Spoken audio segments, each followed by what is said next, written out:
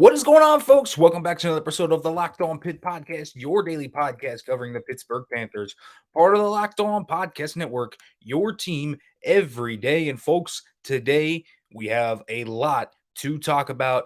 Big time news. We finally have buyout figures for Jeff Capel. We'll talk about the possibility of him being fired this year, what it means overall, who leaked it, what's the messaging behind it. We will talk all about those buyout figures being leaked, and we will talk about that because that was the big news of today. We will also talk a little bit more about the Miami game, the problems surrounding this team, and what is going on behind the scenes. All of it's coming up here on Locked On Pitt.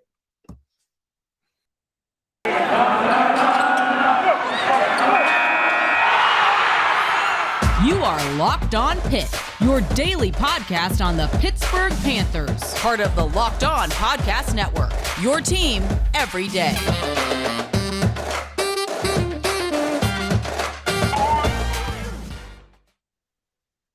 What's going on, folks? Welcome back to an episode of the Locked On Pitt Podcast, your daily podcast covering the Pittsburgh Panthers. Today's episode of the Locked On Pitt Podcast is brought to you by Run Your Pool. Folks, make sure to check out runyourpool.com. March Madness coming up in a few weeks. It will be big. More on that later in the show. And as always, folks, thanks for listening to the Locked On Pitt Podcast. Thanks for making it your first listen every day. If you're watching on YouTube, don't forget to like, subscribe, comment, turn on the notification bell. If you're watching, leave a review, give feedback. Again, cannot make this show better without hearing back from you guys on the episodes and how they are doing. Now, obviously, today, there's a lot to talk about, but the biggest news of today coming out was reported by Pittsburgh Sports Now. Mike Vukovic got the Jeff Capel buyout figures from a source, confirmed. We now have what the Capel buyout figures are. And in order to fire him after this season, it is reported by Mike Vukovic of Pittsburgh Sports Now that this buyout figure is $15 million for Jeff Capel. And next year, if he is fired after the 2023 season, it drops all the way down to $5 million. So, I mean, that's one of the most drastic differences I've seen out of any coach in college sports. This is a albatross of a number. I mean, $15 million. If you actually look at the numbers that are normal, 8 million, sometimes less. Yeah, you can negotiate down. There's a ton of minutia with buyout figures. But in reality, $15 million to buy out your coach is intensely over. It's just insane. That's an insane number. And Pitt is still paying the Kevin Stallings buyout. So they still have that. They obviously are going to have a raise here. Pat Narduzzi is going to get a raise, probably to around $5 or $6 million. We have talked about that before.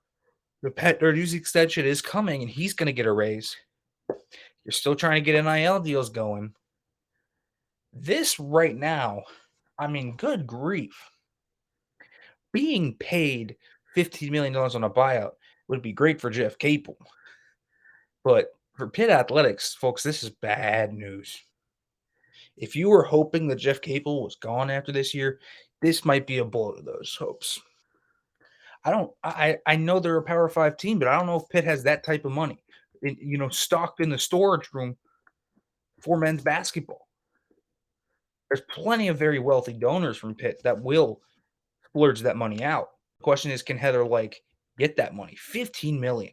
I mean, we are not talking about that is not a manageable amount of money. And so why is this such a big discrepancy? There's so many different angles to take from this. The first of which, though, I think is, what does this do for Jeff Capel's job standing? I mean, does this mean he's going to be back? I'd say most likely. Performance-wise, obviously, he hasn't mandated that. And here's the thing. He probably will be back. I've been saying that. The sentiment I've been getting from the Pitt men's basketball program, from people around it, from everything that I heard and seen is that he will be back.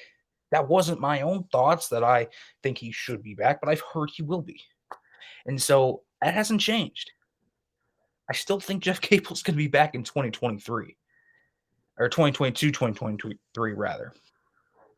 And so I don't really know what to tell you other than this is kind of just confirmation.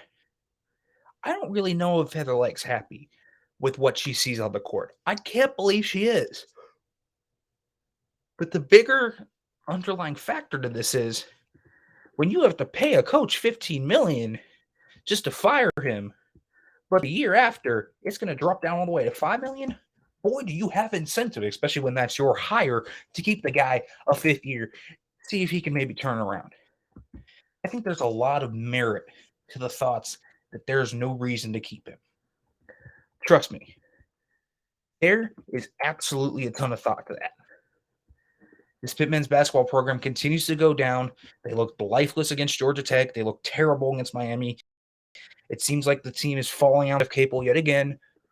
But this team right now, it's not up to standard. The talent isn't up to standard. And even when he had the talent, he couldn't get the most out of the talent.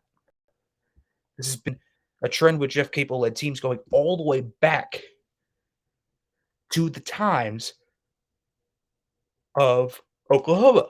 After he lost Blake Griffin, he wasn't able to reload. And so this has been an issue.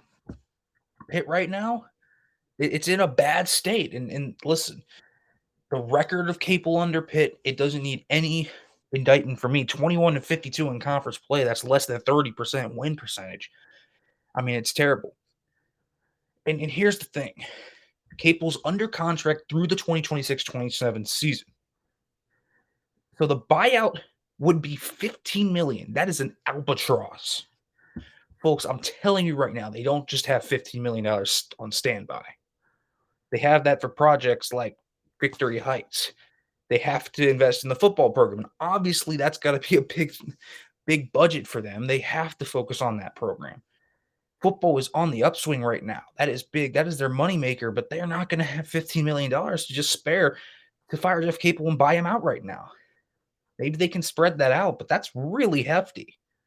And his base salary is about 3.5 and reported in the past it's been 3.5 million. He's well paid in terms of the ACC coaches in men's basketball, but you cannot pay him $15 million.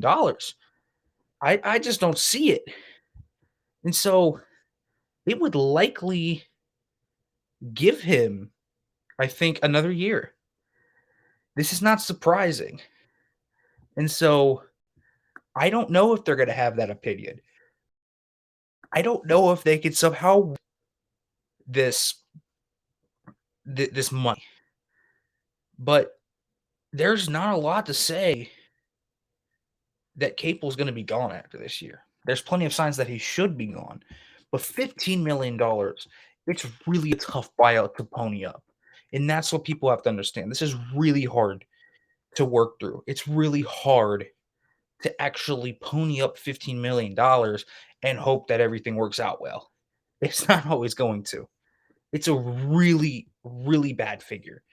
And how we got here, we'll talk about that. There were tons of issues to how that happened, how that percolated up, and why we're in this situation, and why $15 million is probably not attainable, and why you probably have to keep Capel, even though really this looks bad right now, and this situation doesn't look fruitful for Capel or the Pitt men's basketball program or the players or anyone involved.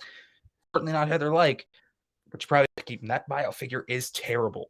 It's one of the highest buyout figures I've seen. I was surprised when I saw it being that much. And so Pitt is not going to get out paying. They can't fire him for cause. They can't do any of that stuff. There's nothing to fire for Capel for cause. Obviously, that's the route they went with Kevin Stallings, but there's nothing here for that. So they'd have to negotiate a buyout down or something like that. But we'll talk about this coming up. But first, let me let you know about Run Your Pool, because March Madness is only a few weeks away, and that means you need to start thinking now about where you're going to be running your brackets this year. Are you going for the usual or are you looking for the best? We've done our homework here and we're running brackets with runyourpool.com. Along with standard brackets, Run Your Pool offers game types like Survivor or Pick X. Both are really fun in their own way. They have options to edit scoring and they offer more intel to make your picks. All stuff you won't find at ESPN or CBS. If you've got a business, Run Your Pool can help take some of that magic and play alongside with your employees or even gain customers. Plus, they offer full white glove customer support, custom branding, and one of the easiest 3-minute setups you'll ever find. Clearly, we believe Run Your Pool because, like I said, we're brackets there ourselves. There's no truer test than that. If you want to play against us for a shot at a cash prize, join us at runyourpool.com/locked-on. And while you're there, create your own pool for your friends and family. Enter Pure Madness at checkout for $10 off your custom pool. All the rules and details will be available there. That's runyourpool.com/locked-on for your chance to win a cash prize. We look forward to seeing and beating you there. All right, folks, welcome back to the Locked On Pit podcast as we are talking here about Jeff Capel, that buyout figure number, and the albatross that it is $15 million. That really is terrible. But there's a reason we got here. And there's a reason Jeff Capel's probably going to be back, and that's one of the big reasons. And so it's not going to be easy to turn around the Pit program regardless, but the fact that it's $50 million is bad. And here's the thing. Pitt's had a fear, I think, towards coaches leaving. And Jeff Capel in his second year, it felt like he was starting to get things going. Things were starting on the upswing. It felt like, okay, maybe teams will start creeping around him. And overall, it felt like teams were going to start lurking around Jeff Capel. And that was what I think really pushed the gun on Heather Lyke's decision here. I don't know if she wanted to give him this massive extension, but she shouldn't have. It was an extension that didn't make a lot of sense at the time, and it doesn't make a lot of sense now. What sense does it actually make to give a coach in his second season that hadn't proven he was the guy yet a deal that would make him have this type of buyout? Now, for Capel, it's a great job. Great job by Capel's agent. Essentially securing him a fifth year. I mean, that's essentially what he did. You are probably not going to fire a guy with a $15 million buyout. Sorry, it's not happening. And what leverage does Pitt actually have to negotiate it down? Because I don't think they have much. That's also something to note. If they wanted to negotiate it down, what are they going to actually use? Like, what thing do they have on Capel? Because I don't think they have much. And that's the bigger thing. This really is a bad situation. Heather Lyke kind of screwed herself. And that's the issue here. Heather Lyke has been a really good athletic director for Pitt, a really good one. And Pitt has had so much sustained success under her watch. Football is better than it has been in 40 years. Wrestling finished top 10 last year, had 2 national finalists. Baseball had their best season in a very long time. Volleyball obviously is to the Final Four. The men's soccer program is better than ever. The women's soccer program is still on the upswing. The gymnastics program is having a great season. Women's lax is starting out with a lot of energy, and they look solid to start. There's a lot that's working with this, but also you can't give, the 2 money sports are what you're going to be evaluated by. The decision to extend Pat Narduzzi turned out to be a fruitful one and a good one. He has earned that. But she is extending her belief from that to this, and not all situations are applicable. And this one was not one. Jumping the gun and giving Jeff Capel an extension in January of 2020 really looks stupid. It didn't make a lot of sense then. It doesn't really make a lot of sense now. And I get it. You had just beat Florida State. You have all this energy that's building up, and you have all this talent there, and it looks like you're going to pull it behind you, but you at least have to let the guy prove he can get it going first. You can't go off the backs of hopes. And that's the issue. Smart move on his part, but this is a complete whiff from Heather Lyke. I don't know what she was doing deciding this. I don't know what she was doing regarding this, why you would agree to that structure of buyout. Jeff Capel has essentially earned himself that 5th year as a result, and he's essentially, this is bad news though for him too, because while he has that money and that's good news in that area, but his sustained coaching future at Pitt, the fact that these numbers got leaked, and I have a few questions. Why did this number get leaked now? Because usually nothing gets leaked in terms of just, there are reasons things get leaked, right? You're not just going to leak a buyout figure because you want to leak a buyout figure. Now, I'm certain many, and I mean this, many different guys have approached these donors or have approached the agents, have approached sources within the athletic department asking. A lot of them probably haven't gotten answers. So why now?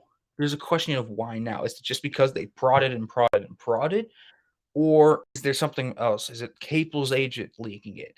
Is it Heather leaking it, telling it to be leaked so that she can maybe get donors to pony up the money to see if she can get it out there and trying to get a public push? I don't know what it is. Why now? It's tough to piece that together because if you don't know what the source is and you don't know why, it's tough to get the intent behind it. But it is noteworthy right now, and it's clear that I think the sides are starting to see this one draw down to an end.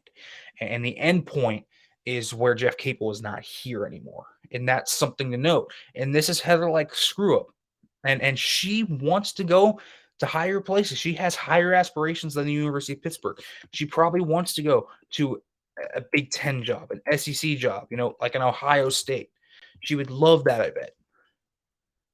But, and this is a big but, you have to go beyond just what you do in football.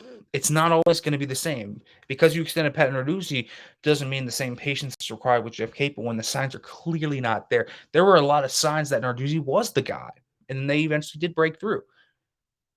There haven't been the same signs with Jeff Capel. What are those signs? I'm not seeing those. And so the extension looks like a terrible extension. The buyout figures out an albatross of a contract that you shouldn't be stuck with. You should be able to move on from Jeff Capel. Why did you agree to that structure? Why did you essentially guarantee him a 5th year? It didn't make sense then. It doesn't make sense now. This is Heather Lyke's biggest screw up. It's her biggest blemish in terms of her Pitt resume. Really unfortunate because she's been really good in the oversight of the athletic department has been really good under her. And Victory Heights is obviously a huge project that needs to happen. But this is a complete mess from Heather Lyke. And she has to fix it. This is going to be her opportunity to rectify it. But understand that she doesn't hit on the next one, it's going to be an issue. But Jeff Capel pretty much all but guaranteed to come back in 2022-23 with this buyout figure being $15 million. And that's a simple point. They don't have leverage to ease it down. They don't have any of that leverage to work with. So why would it be negotiated down anymore? And now he's essentially a lame duck head coach. But we'll continue to talk about this buyout figure and kind of where everything can go from here and how it kind of intertwines with this Miami game. But first, let me let you know about BetOnline because football might be over for this season, but basketball is in full steam for both pro and college hoops. From all the latest odds, totals, player performance props to where the next fired coach is going to land, BetOnline.net is the #1 spot for all your sports betting needs. BetOnline remains the best spot for all your sports scores, podcasts, and news this season. And it's not just basketball. BetOnline.net is your source for hockey, boxing, and UFC odds, as well as other coverage and information. Head to the website today or use your mobile device to learn more about the trends and action. Bet online where the game starts. What's going on, folks? Welcome back to the Locked On Pitt podcast. As we continue to talk here about Pitt men's basketball and the state of this program as it continues to really rocket downhill. But this game against Miami was the encapsulation point, if you will, of the entire season for the Panthers. And it really did sum up everything that was wrong here with Pitt.